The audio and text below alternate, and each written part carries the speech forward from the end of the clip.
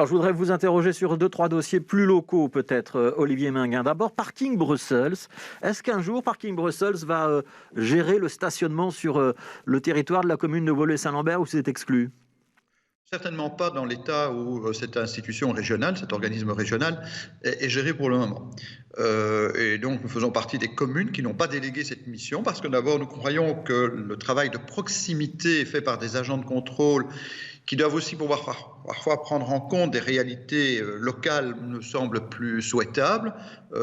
L'agence régionale de Parking Bruxelles travaille beaucoup avec des véhicules scan-car, comme on dit, hein, donc équipés tout simplement d'une caméra qui filme et qui relève les plaques d'immatriculation.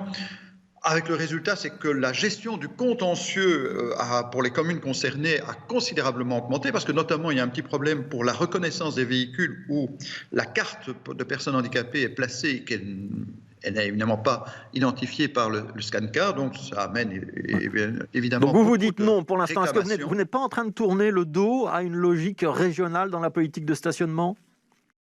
La logique régionale dans le stationnement, c'est édicter des règles communes et puis laisser les communes être opérationnelles. Ce qu'elles font très bien, heureusement d'ailleurs. En somme, l'agence régionale n'a pas été apte à assumer ses missions jusqu'à présent. Je vais prendre un autre exemple. Elle avait pour mission de développer le parking collectif hors voirie. Quasiment rien n'a été fait, à part 2 ou 3 parkings assez limités. Il n'y a eu aucun plan d'implantation de ces parkings hors voirie. Donc, que l'agence régionale ne soit peut-être plus un opérateur de contrôle, qu'elle soit un opérateur... C'est pas un pas en arrière vers un retour vers les communes, ça, Olivier Minguin. Vous n'êtes pas en train de tourner le dos à la logique. On fait un travail considérable de contrôle du stationnement réglementé. Sans le soutien des communes, la politique régionale n'était pas en mesure d'être assumée.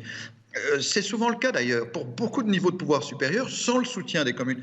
Qu'on cesse d'opposer commune à la région ou commune à un autre niveau de pouvoir, on le voit dans la gestion de la crise. Sans les communes, il n'y a pas de centre de vaccination pour la plupart du temps. Sans les communes, il n'y aurait pas eu de distribution de masques.